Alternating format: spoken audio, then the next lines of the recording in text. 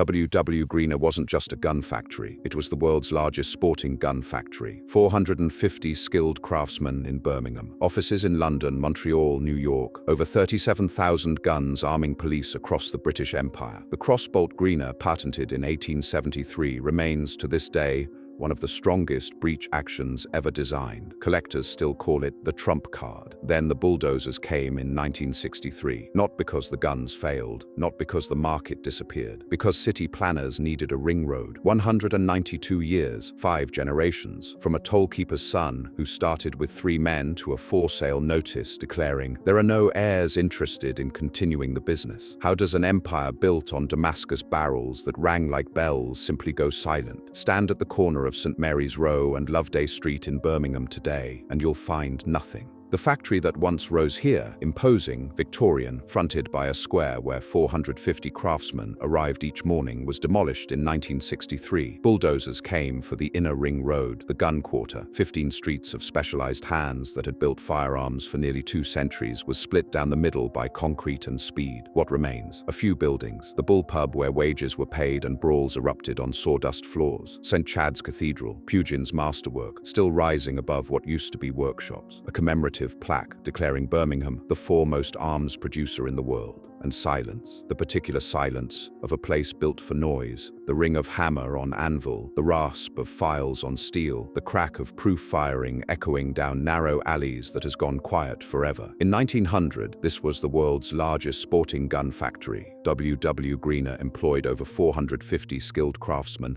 in a 37,000 square foot complex. The company maintained offices in Birmingham, London, Hull, Montreal, and New York City. Greener guns armed police forces across the British Empire, Egypt, Hong Kong, India, Burma. Double rifles built in these workshops brought down dangerous game in Africa. The crossbolt Greener, patented in 1873, remains to this day one of the strongest breech actions ever designed. Collectors call it the trump card. Nothing has ever bettered it. The Greener name survived nearly 2 centuries, from 1829 to 2021, 5 generations, from a tollkeeper's son in Newcastle who built guns with 3 men to a for-sale notice in a shooting magazine declaring, "There are no heirs interested in continuing the business." How does an empire like that disappear? How do 450 craftsmen become zero? How does 2 centuries of accumulated skill, knowledge passed from gaffer to apprentice, Browning recipes inherited like family heirlooms, the ability to forge Damascus barrels that rang like bells, simply stop? The answer begins with a 23-year-old gunmaker opening his first workshop in Newcastle in 1829. His name was William Greener, and he was about to challenge the British government, transform an industry, and build something that would outlast him by 150 years. William Greener was born on the 3rd of March, 1806 in Low Felling, near Newcastle upon Tyne. His father, Joseph Greener, kept the toll gate at Felling Turnpike, collecting coins from travelers, opening and closing the barrier, modest work that wouldn't have suggested his son would one day supply guns to Prince Albert. At roughly age 8, the boy was apprenticed to John Gardner, a Newcastle gunmaker. He learned barrel forging, stock making, the full repertoire of a craft that required both strength and precision, heating metal until it glowed, hammering it into shape, filing actions until parts fit with tolerances of thousandths of an inch. When he completed his apprenticeship, he traveled to London and found work as a journeyman at John Manton and Son, 6 Dover Street, one of the finest gun-making houses in England. The best makers, the best standards. He learned what excellence looked like. In 1828, he married Anne Thorne in Lambeth. The following year, 1829, he returned to Newcastle and launched his own business at 29 Collingwood Street with just 3 men. He was 23 years old. He had no elite connections, no inherited wealth, no family trade to build on, just skill, ambition, and an absolute certainty that he understood firearms better than most men in England. That certainty showed itself immediately, not in boasting, but in ink. Greener was no mere craftsman. He was a prolific, combative writer who used the printed word as a weapon, almost as effectively as the guns he made. In 1835, he published The Gun, or a treatise on the various descriptions of small firearms, his first major work, written when virtually no other modern works on gunnery existed. He didn't just describe firearms, he critiqued the entire British gun trade, lamenting its poor state and proposing improvements. His voice leaps from the pages even now. He wrote with the confidence of a man certain of his expertise. "I trust that my antecedents and the fulfillment of my predictions in matters of gunnery will give weight to this deliberate and disinterested expression of opinion. opinion. He attacked government officials as incompetent. Men are placed in official positions and entrusted with power, not because of their ability to fulfill the duties of their office, but for very inferior and often unworthy reasons. He compared British inaction unfavorably with Napoleon III's military energy. He warned that Britain was unprepared for war. He didn't ask, he didn't suggest, he declared. But for all his literary fire, he remained practical above all. I merely wish to add that I make no pretension to literary style, but have aimed to produce a practical work for practical men. That practicality showed itself in 1835, the same year as his first book, when he patented an expanding bullet, a conical bullet with a hollow base containing a wooden plug. When fired, the plug forced the lead to expand and grip the rifling grooves. It allowed easy muzzle loading while ensuring accuracy. Greener submitted the design to the British government. They rejected it as too complicated to produce. In 1847, French Army Captain Claude-Étienne Minier developed a strikingly similar bullet using an iron cap instead of Greener's wooden plug. The British government awarded Minier £20,000. Greener sued for plagiarism. After years of dispute, the government acknowledged his prior claim and awarded him £1,000 in the army estimates of 1857. £1,000 for an invention the British Army would use for decades, for a design that had been stolen, improved marginally,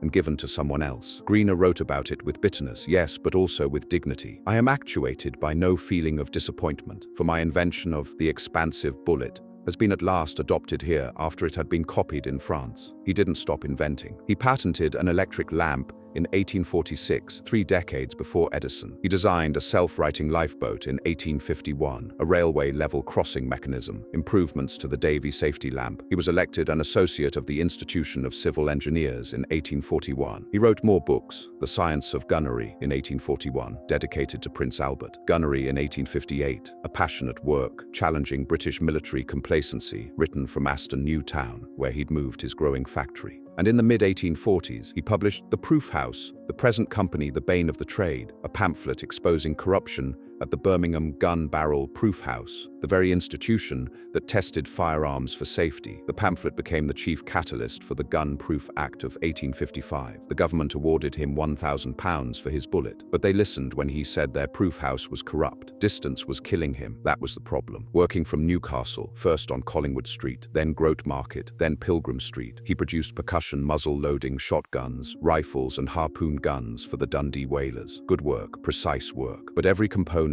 every material he needed had to be shipped from Birmingham. The delays were crippling. The costs were worse. In November 1844, Greener moved the entire operation to Birmingham's Aston New Town, the beating heart of Britain's gun trade. Everything he needed was there.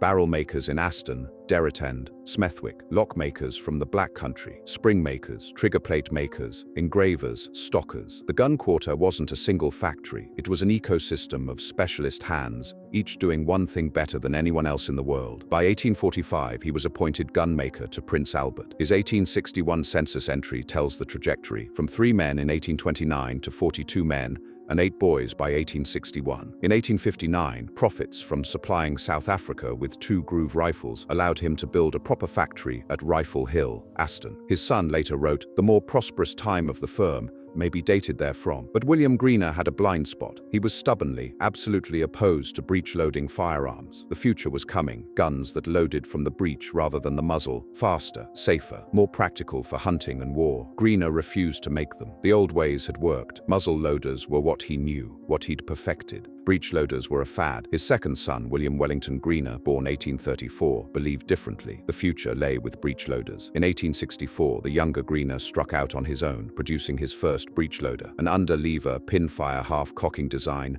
with a top bolt. Father and son effectively ran competing businesses in the same trade, in the same city, same workshops, same suppliers, same customers, different visions. William Greener died on the 23rd of August, 1869, aged 63, at Rother Street, Stratford-on-Avon. His 2 daughters served as executors. The son he had clashed with would transform the family name into a global brand. After his father's death, William Wellington Greener, WW to everyone who knew him, merged the 2 companies into a single firm. He moved all machinery from the Aston Works to 61 to 62 Loveday Street, expanding into the premises that became known as the Prize Gun Works on St. Mary's Row. What followed was one of the most remarkable 2 decades in British manufacturing history. W. W. Greener possessed a rare combination: an inventor's mind, a craftsman's hands, a writer's fluency, and a marketer's instinct. The NRA National Firearms Museum would later describe him as a master of self-promotion, writing extensively about his contributions to the gunmaker's art. But it wasn't empty promotion. The man could back it up. The innovations came in rapid succession, each one solving a problem that had plagued the trade for decades. In 1873, he patented the Greener crossbolt, a bolt sliding through the rib extension at the top of the breech, providing a third fastening point beyond the standard double underbolts. Combined with those bolts, it created the treble wedge fast action, one of the strongest breech actions ever designed. Collectors still call it the trump card. Nothing has ever bettered it on side-by-sides. The crossbolt wasn't just clever engineering. It was insurance. It meant a Greener gun wouldn't blow open in your face if you loaded it hot or if the barrels had been damaged. That mattered in places where hard service and lack of skilled gunsmiths were common. Colonial outposts, hunting camps deep in Africa, police stations in cities where firearms took abuse. In 1874, he perfected choke boring. Earlier patents existed. Roper in America, 1866, Pape in England. But Greener conducted exhaustive experiments to determine the ideal choke profile and developed tools to produce it reliably. His 12-bore guns achieved average patterns of 210 pellets, when the best gun at the 1866 London gun trial managed only 127. His method remains the dominant type of choke still used in shotgun manufacturing. Every modern shotgun owes something to experiments Greener conducted in Birmingham workshops in the 1870s. In 1876, he introduced the Facile Princeps hammerless gun, Latin for easily first, the company's flagship. Built on a licensed Anson and Dealey boxlock action, he paid Wesley Richards 15 shillings per gun for the privilege. It featured Greener's crossbolt, a unique cocking rod in the barrel lump, and an ejector spring inside the belly of the action, creating a distinctive perch belly shape. The imperial grade boasted game scene engraving, carved seashell fences, a hidden crossbolt, a golden scepter inlay on the top lever, and barrels marked wrought steel indestructible by gunpowder. Not bragging, a promise. The gun trials were his coronation. The London gun trials of 1875, organized by the Field magazine to resolve the choke boring controversy, saw Greener's choke bore guns win Class 1, Class 2, and Class 4. He won the 1877 and 1879 London trials. He won the 1879 Chicago field gun trial. The victories were stamped directly onto his guns. Winner of the London Gun Trials 1875. Earlier, his father had won 2 gold medals and a diploma at the 1851 Great Exhibition for guns and barrels perfectly forged and finished, the highest honor obtainable. The family had been winning awards for half a century. In 1875, W.W. Greener was appointed gunmaker to the Prince of Wales. In 1881, Cassell, Petter, Galpin and Company published The Gun and Its Development. Over 800 pages, copiously illustrated, covering everything from ancient slingshots to smokeless powder, from Damascus barrel manufacture to internal ballistics, from punt gunning to big game hunting. It ran through 9 editions by 1910. The book served a double purpose. It was genuinely the authoritative reference work on firearms history and technology, considered by students of the trade to be mandatory additions to their libraries. And it was simultaneously brilliant marketing for Greener guns. Every chapter demonstrated Greener's expertise. Every technical explanation proved he understood firearms better than his competitors. You finished the book wanting to own a Greener, not because he'd told you to buy one, because he'd shown you why it was better. W.W. Greener also published Modern Breech Loaders in 1871, Choke Bore Guns in 1876, Modern Shotguns in 1888, The Breech Loader and How to Use It in 1892, and Sharpshooting for Sport and War in 1900. His father had challenged the British government in print. The son sold guns the same way. The Birmingham Gun Quarter occupied a compact, roughly triangular parcel of land immediately north of the city centre, bounded by Steelhouse Lane to the north, Shadwell Street to the east, Loveday Street to the west. It developed on the Weeman Estate around Whittle Street, near Kettle's steel houses, and the Birmingham and Fazeley Canal, vital for transporting raw materials. Walk through those streets in 1900 and you'd find a world of extreme specialization. Showell's Dictionary of Birmingham listed more than 50 specialist trades involved in gun manufacture. J.D. Goodman's 1865 survey identified 32 separately distinguished activities in the material-making section employing 3,420 workers, and 19 setting up trades with 3,920 workers, a total of 7,340 workers across 51 specialized trades. This wasn't wasn't a factory in the modern sense. It was an organism. Gun makers didn't manufacture parts or even assemble guns. Parts were made by independent specialist subcontractors. Barrel makers worked in Aston, Derritend, Smethwick, or West Bromwich. Lock makers came from the Black Country. Between the material makers and the assemblers stood a web of shoppings, tiny workshops rented by self-employed craftsmen in converted Georgian townhouses. A visitor around 1950 recalled being taken to see a gun being made. We went down an alley back at least 2 houses into a dimly lit building where craftsmen were doing their work. I remember the men wearing leather aprons and my uncle saying that there were only a few places left. A 14-year-old boy courier working in 1960 described running gun parts between workshops. I took various gun parts to the people who would repair them. Damaged barrels to barrel makers, damaged stocks to stock makers, finished guns to the proof house at the bottom of Banbury Street. The proof house, founded in 1813, designed by John Horton with a dramatic heraldic relief by William Hollins over the entrance showing the Hanoverian coat of arms, crossed swords, muskets, pistols, cannonballs, flags, and drums. Every gun was proved twice, once as bare barrels, once as a completed weapon. Guns were fired with severely overcharged cartridges in armored chambers. A historical account noted that the explosions of which were very terrific to strangers. The peak year for barrel proofing was 1862, when over 1 million barrels passed through. If your gun survived proof, it received the official stamp. If it didn't, well, the proof house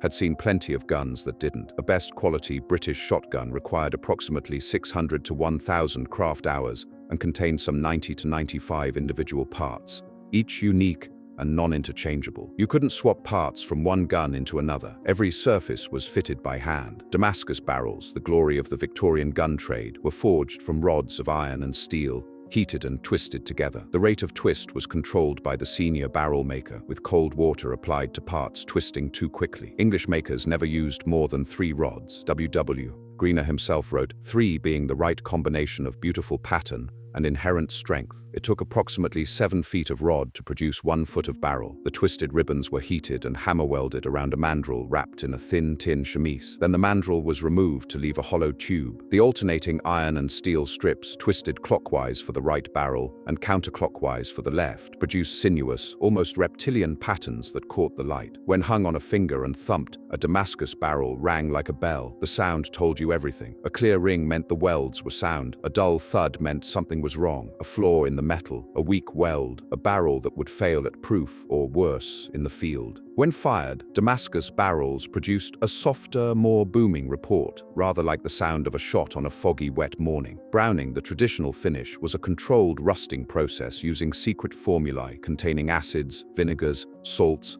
and even blood, and carcinogenic mercury chloride. Different chemicals attacked the iron but not the steel, emphasizing the twist pattern. These recipes were still a well-kept secret, often being passed down through the generations. Fathers taught sons, gaffers taught apprentices. The exact proportions, the timing, the temperature of the water for the final rinse, all of it passed down orally, never written, guarded like the family silver. Actioning was meticulous hand-fitting, guided by the traditional smoke lamp, a sooty flame whose deposits marked the raised areas requiring further filing. You smoked the surfaces, fitted them, filed the high spots, smoked again, fitted again, filed again, over and over until the action closed with a sound like a bank vault, solid, precise, permanent. Every surface was fitted with such precision that parts from one gun couldn't be swapped into another. When a craftsman actioned a gun, that gun was his work, his responsibility. Stocking used Turkish or Circassian walnut, stored for years to bring natural humidity below 10%. The wood was shaped by hand with spoke shaves, French rasps and chisels, then finished with numerous coats of linseed oil, tinted purple-brown by the Indian root dye called alkanet, which highlights the color and figuring magnificently. The oil finish alone took 2 weeks of layering to achieve an extraordinary mirror-like sheen. You could see your reflection in a properly finished greener stock. The grain of the wood, the swirls and patterns unique to each piece seemed to glow from within. Engraving was all hand-cut with gravers. Fine English scrolls surrounding game scenes of setters on point, pheasants in flight. Greener's master engraver, Harry Tomlinson, created the famous St. George gun with its depictions of St. George and the dragon. The work required a steady hand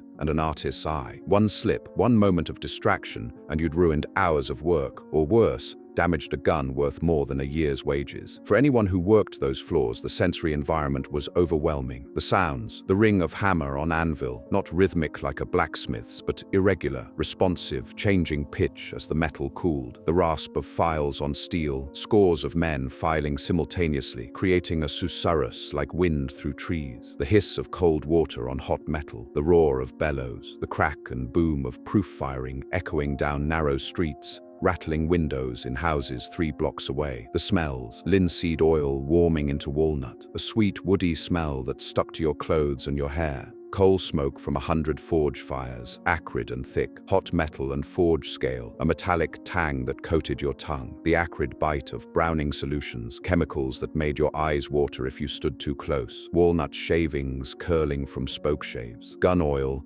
darker and heavier than machine oil, sawdust on pub floors, beer and tobacco where wages were paid, the sights, sparks flying from grinding wheels, orange and white, showering in arcs, glowing iron heated to white-hot, almost too bright to look at, men in leather aprons hunched over benches in dim workshops, accessed through alleys behind Georgian facades, the vivid mottled blue-purple-grey of case-hardened actions, colors that seemed to shift depending on how the light hit them.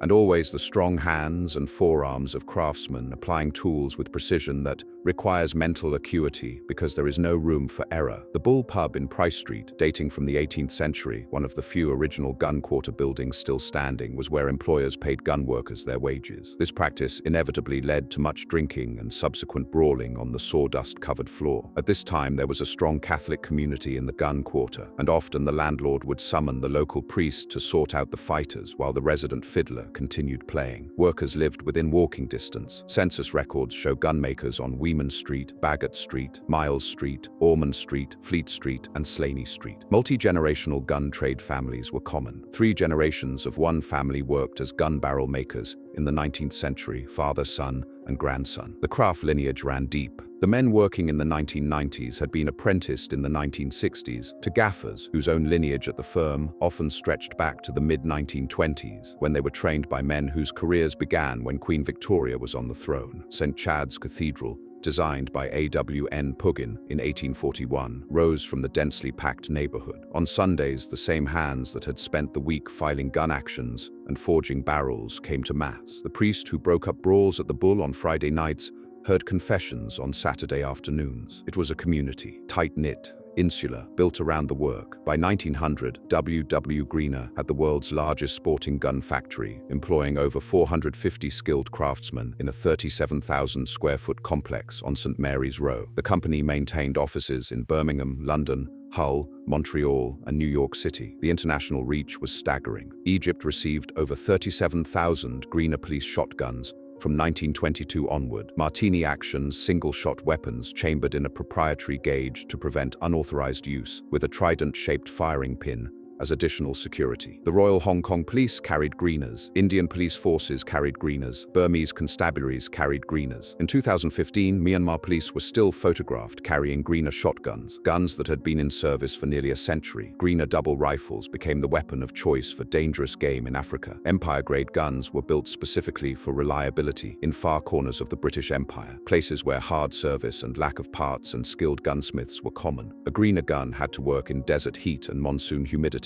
It had to survive being dropped, being left in the rain, being carried through thorns and rivers. It had to fire when you needed it to fire, when the buffalo was charging, when the leopard was in the tree, when your life depended on it working the first time. The brand became so famous that counterfeiters in Belgium and Australia produced copies under deliberately misleading names. Greenen, Horace Greener, Albert Greener, A.H. Greener. In Belgian courts, one copyist argued that Greener referred to the crossbolt system rather than the maker. The argument failed. Everyone knew what a Greener was. This was 1900, the absolute summit. The prize gun works on St. Mary's Row sprawled across 37,000 square feet. Over 450 skilled craftsmen reported for work each morning. The barrel forgers in their shops in Aston, the lock filers in the Black Country, the stockers working walnut that had been seasoning for years, the engravers bent over their benches with gravers and magnifying glasses, the browning specialists with their secret formulae, the actioners with their smoke lamps, all of them coordinated, all of them producing components that would come together in the prize gun works and emerge as finished greeners. Production numbers are difficult to pin down precisely,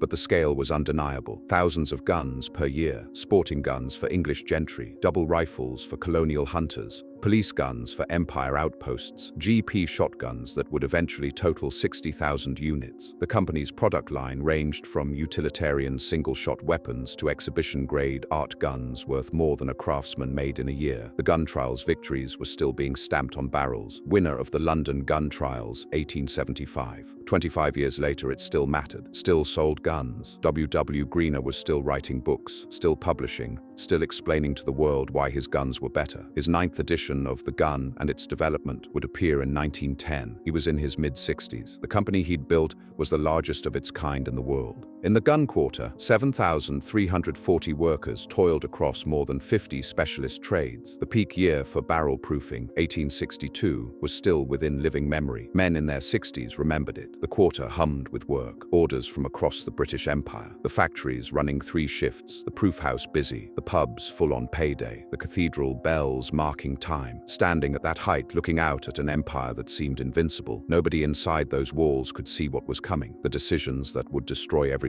were already being made. They just didn't know it yet. The 1851 Great Exhibition had been a triumph for William Greener. 2 gold medals, highest honors. But it had also shown British ordnance officials something disturbing. American firearms with interchangeable parts. The American system, power-driven machinery, semi-skilled labor, mass production. By 1860, 1,700 men at Enfield were producing 90,000 small arms per year, 5 times the output of other British gun factories. In response, 14 Birmingham gunsmiths formed the Birmingham Small Arms Company on 7 June 1861. But BSA was the exception. The sporting gun trade continued with the outworker system virtually unchanged. A 1964 survey noted that on the sporting gun side, only barrel making, stamping, and action loading were done by machinery by 1914. Otherwise, outworkers coordinated by gunmasters were the rule. Little change has taken place in method since 1860. The world was industrializing. America was industrializing. Even parts of Birmingham were industrializing. But the Gun Quarter, those 15 streets, those 50 specialist trades,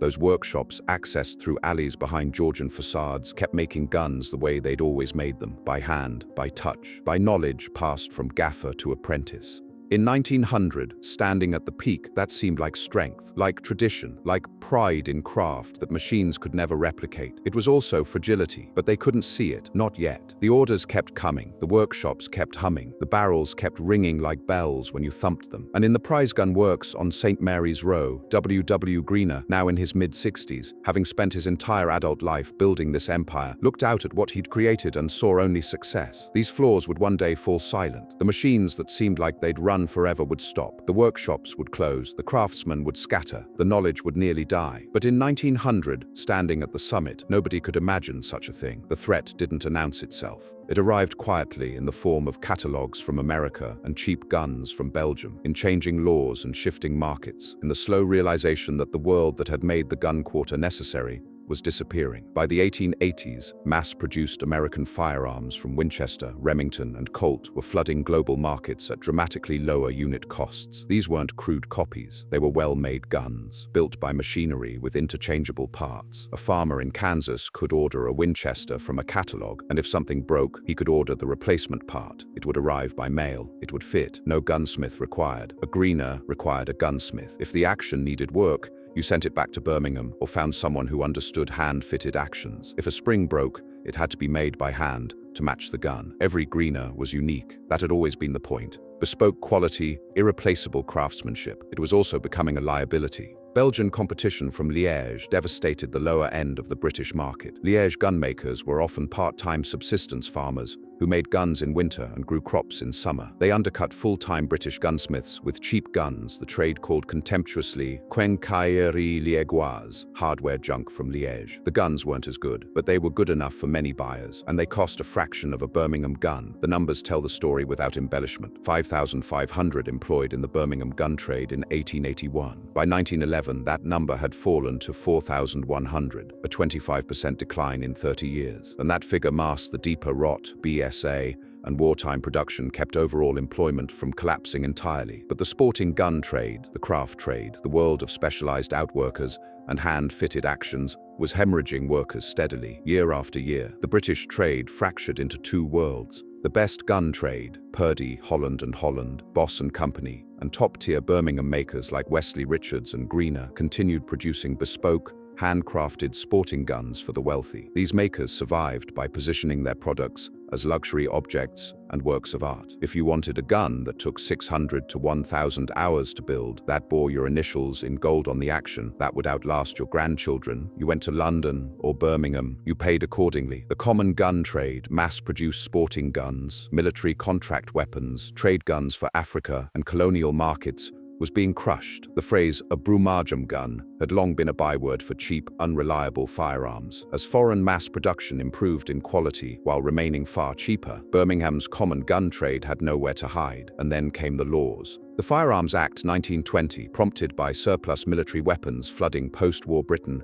and government fears of revolution, required police certification for rifles and pistols. Civilian gun sales plummeted. Why would a clerk or shopkeeper navigate police paperwork and justify owning a rifle? The hunting market contracted. The sporting market contracted. The home defense market, such as it was, evaporated. Subsequent legislation tightened the noose. The 1937 Act extended restrictions and declared self-defense no longer a suitable reason for a certificate. The 1967 Act required shotgun licensing. Each law contracted the domestic market further. Each law meant fewer orders. Fewer orders meant fewer craftsmen could make a living. Fewer craftsmen meant knowledge starting to disappear, not because people forgot, but because there was nobody left to teach. The gun quarter kept working. Orders still came, but the ecosystem was weakening. Shops that had supplied the trade for generations closed. Craftsmen retired and their sons went into other trades. The web of specialist knowledge, barrel forging, lock filing, stock making, engraving, started developing gaps. W.W. Greener couldn't see it, or perhaps he could, but believed the company was strong enough to weather it. His guns had won every trial that mattered. His crossbolt remained the standard. His books were still selling. The brand was global. Over 37,000 Egyptian police guns alone. The Royal Hong Kong Police, India, Burma, the empire was vast. Surely there would always be demand. He died in 1921, aged approximately 87, having spent his entire adult life building what his father had started. His sons, Harry and Charles, had taken over in 1910, marking the transition from the golden age to something else, something that looked like success but felt different, thinner, more fragile.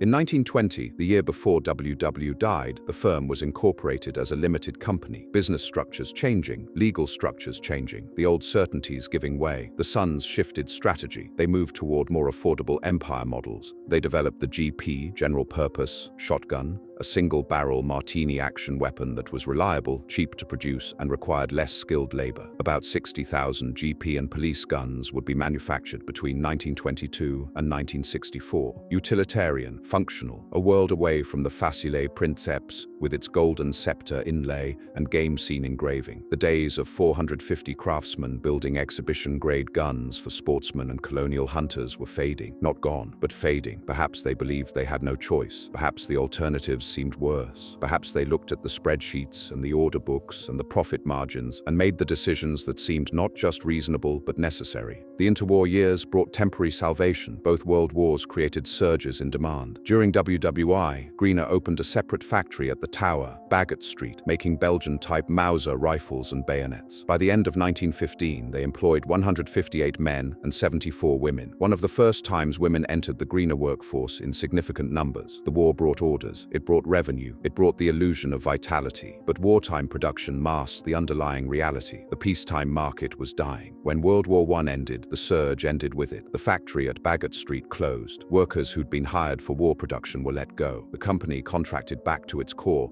but that core was smaller than it had been before the war. During World War II, the pattern repeated. Greener produced Martini guns and harpoon guns for the British Navy. Orders flooded in. The workshops hummed again. The war years felt almost like the old days. Full employment, steady work, purpose. And then the war ended. By 1951, Leighton Greener, fourth generation, became chairman. He inherited a company that looked successful on paper, but was being hollowed out by forces beyond any chairman's control. The domestic market continued shrinking. Colonial markets were evaporating as the British Empire itself dissolved. The ecosystem of specialist suppliers in the gun quarter was dying. Finding a good Damascus barrel maker was becoming difficult. Finding an engraver who could do game scenes properly was harder still. The chain of knowledge, gaffer to apprentice, generation to generation, was developing breaks. Leighton Greener made the decisions he believed would save the company. Focus on the GP shotgun. Reliable, marketable, requiring less skilled labor. Continue the police guns for overseas markets. Maintain the best gun line for wealthy customers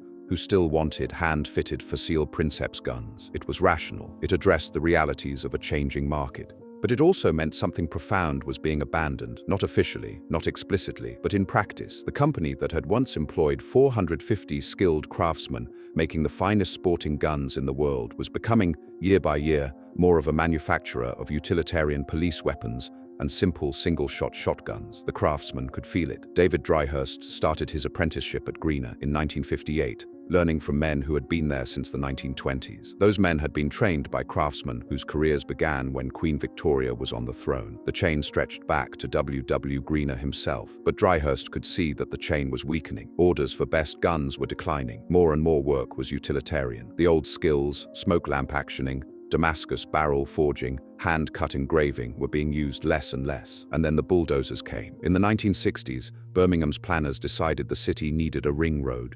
The inner ring road, St. Chad's Queensway, would handle traffic, modernize the city, bring Birmingham into the future. The route they chose cut directly through the heart of the gun quarter, physically splitting and destroying it. In 1963, the Sunday Mercury published a headline, "Death of Gun Quarter." The Greener factory complex, the imposing Victorian prize gun works that had fronted St. Mary's Square, the 37,000 square foot facility where W.W. Greener had built his empire, was demolished. Not adapted, not preserved, demolished, reduced to rubble to make way for concrete and speed. A 1960 photograph by Phyllis Nicklin, held at the University of Birmingham, captures St. Mary's Row from Loveday Street, showing W.W. Greener gunsmiths on the right and the factory's caretaker, John Brown, standing in the doorway. It's one of the last images before demolition. Brown stands there in his coat, looking at the camera. Behind him, the doorway that thousands of craftsmen had passed through. Within 3 years, it would all be gone. One observer would later write that this building should be demolished for city redevelopment.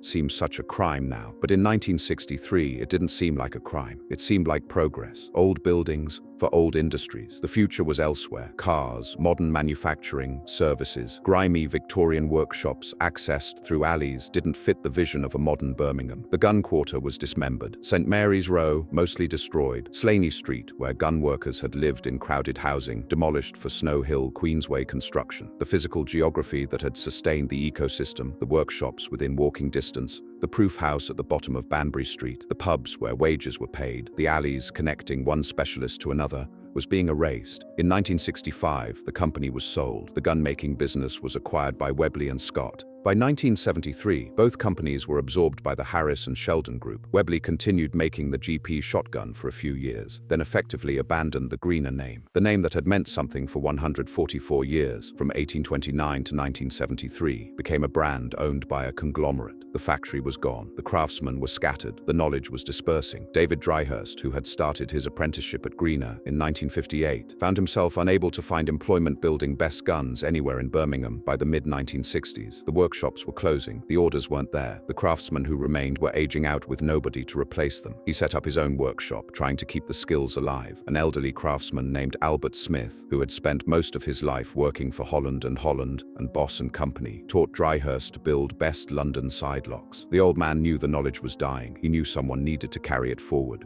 When Smith decided Dryhurst was ready, he introduced him to Holland, who immediately gave him orders. The chain of knowledge, fragile, human, oral, nearly broke, but Dryhurst caught it, kept it alive. One man, working alone in a workshop, maintaining skills that had once filled 15 streets. The broader collapse was sweeping and pitiless. RSAF Enfield halved its site in 1963 and closed entirely in 1988. BSA ended military rifle production in 1961, pivoted to motorcycles, then was devastated by Japanese competition. Webley and Scott stopped firearms manufacture in 1979, and eventually relocated production overseas. Between 2003 and 2006, the Gun Quarter lost approximately 25% of its remaining manufacturing jobs. Where once 578 gun firms operated, the 1868 peak, and 7,340 workers filled 15 streets, by the 21st century, only a small handful of manufacturers and traders remained. Wesley Richards, founded 1812, now at 130 Pritchett Street, became the sole surviving large gun and rifle manufacturer, employing about 14 craftsmen making 25 to 30 bespoke guns per year, with a 5-year waiting list. 14 craftsmen, where once there were thousands. The silence, when it finally settled, was absolute. What happened to the workers? Some found jobs in other trades, automotive, general manufacturing, whatever they could find. Some retired early, some moved away. The multi-generational families that had worked the Gun Quarter for decades scattered. Fathers who had expected their sons to follow them into the trade watched those sons become clerks, mechanics, shopkeepers. The community that had existed because of the factories, the bars, the diners, the shops on every corner that existed to serve workers pouring out at shift change, withered. The Bull Pub survived, one of the few original buildings still standing, but the crowds that had filled it on payday, the brawls that erupted on sawdust floors, while the resident fiddler kept playing, the priests summoned to break up fights, all of that faded into memory. The factories themselves sat empty for years. Some were demolished immediately. Others lingered, windows broken, roofs collapsing, weeds pushing through floors where machines had once run 3 shifts a day. The decay was gradual, unremarkable. Buildings that had once hummed with purpose becoming shells, then ruins, then eventually nothing. Retraining programs existed, on paper. Their success was limited. A man who'd spent 40 years filing gun actions by hand, working to tolerances of thousandths of an inch, guided by a smoke lamp and decades of muscle memory. What was he supposed to retrain for? General machining? Assembly line work? The skills that had made him valuable were too specific, too specialized, too rooted in a world that no longer existed.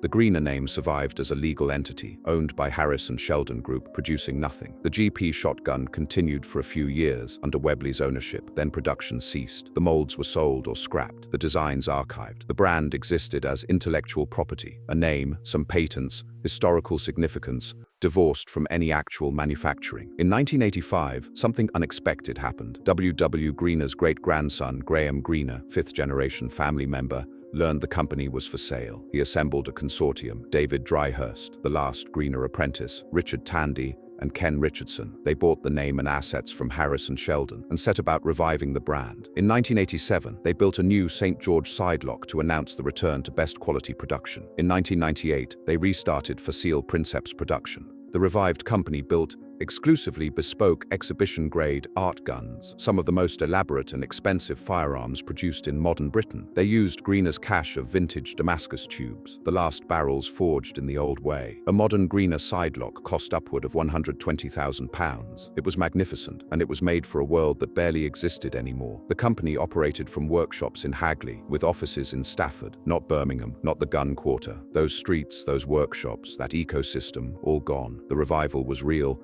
but it was also a kind of monument, a demonstration that the knowledge still existed, that the skills could still be exercised, that someone still knew how to make a Damascus barrel ring like a bell. But it wasn't the empire W.W. Greener had built. It couldn't be. That world, 450 craftsmen, 37,000 square feet, offices in 5 cities, guns arming police across the empire, was as extinct as the empire itself. Stand at the corner of St. Mary's Row and Loveday Street today, and you'll find apartments, modern buildings, glass and steel. The Gun Quarter is undergoing rapid gentrification. Paper Yard, 77 apartments launched in 2025. A 400-apartment canal-side development on Shadwell Street, rising to 21 stories. A 250-flat development on Loveday Street, the very street where Greener's factory stood. Property agents call it the neighborhood experiencing the most significant investment in terms of redevelopment. The workshops where craftsmen once filed gun locks by hand are becoming open-plan living spaces for students. What survives? Not much. The Bull Pub on Price Street, 18th century and still standing. The Gunmakers Arms,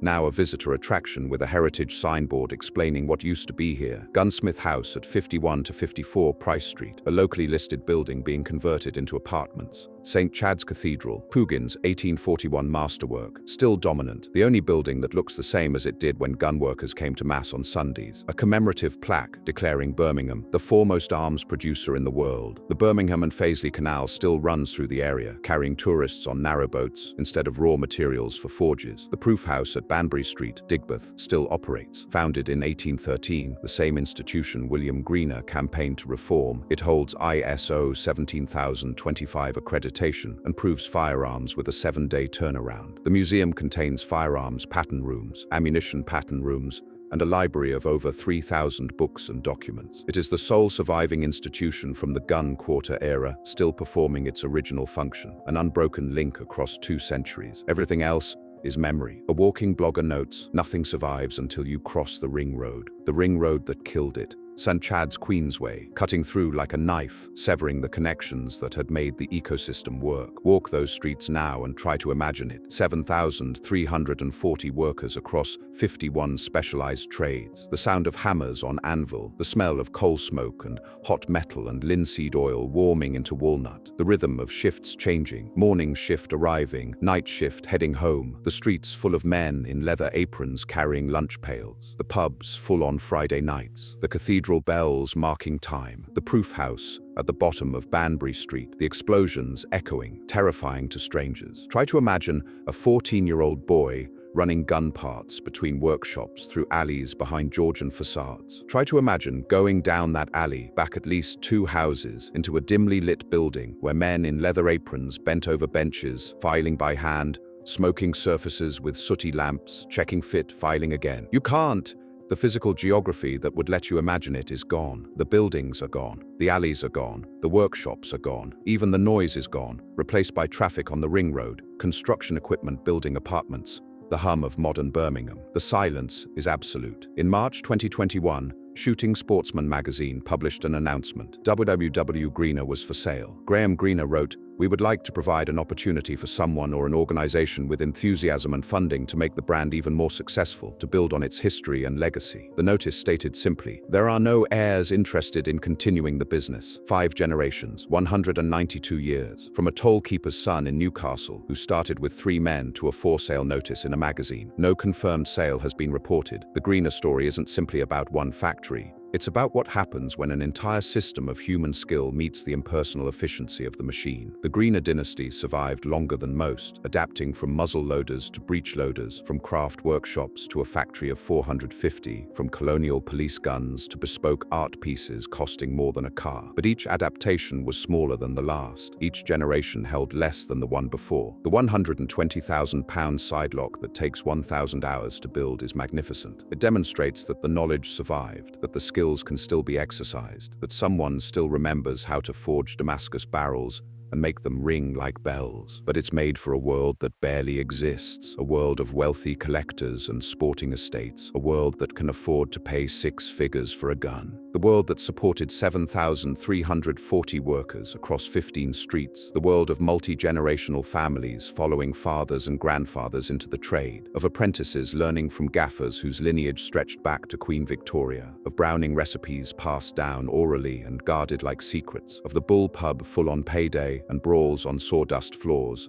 and priests summoned to separate fighters while the fiddler kept playing. That world is gone. David Dryhurst, Greener's last apprentice, was taught by men who had been at the factory since the 1920s. Those men were trained by craftsmen whose careers began when Queen Victoria was on the throne. Dryhurst then taught his skills to the next generation at the revived company. That chain of human hands stretches from 1829 to the present, from a toll keeper's son with 3 workers on Collingwood Street to a for sale notice in a shooting magazine. When it breaks, and perhaps it already has, nothing written in any book, not even one as fine as the gun and its development, can replace what is lost. Stand at the corner where the prize gun works once rose, where St. Mary's Row met Loveday Street, where 450 craftsmen once arrived each morning. Stand there on a quiet day, before the traffic picks up, before the construction equipment starts. And listen, you won't hear the ring of hammer on anvil. You won't hear the rasp of files on steel or the hiss of cold water on hot metal. You won't hear Damascus barrels ringing like bells when craftsmen thump them to test the welds. You won't hear the proof house explosions echoing down narrow streets or the factory whistle marking the start of another shift. What you'll hear is traffic, construction, the hum of modern Birmingham, And beneath it all, if you listen carefully enough, the silence of something that mattered, something that employed thousands, that armed an empire, that turned raw materials into objects of beauty and precision, that simply stopped. The bell rang for 192 years, and then it didn't.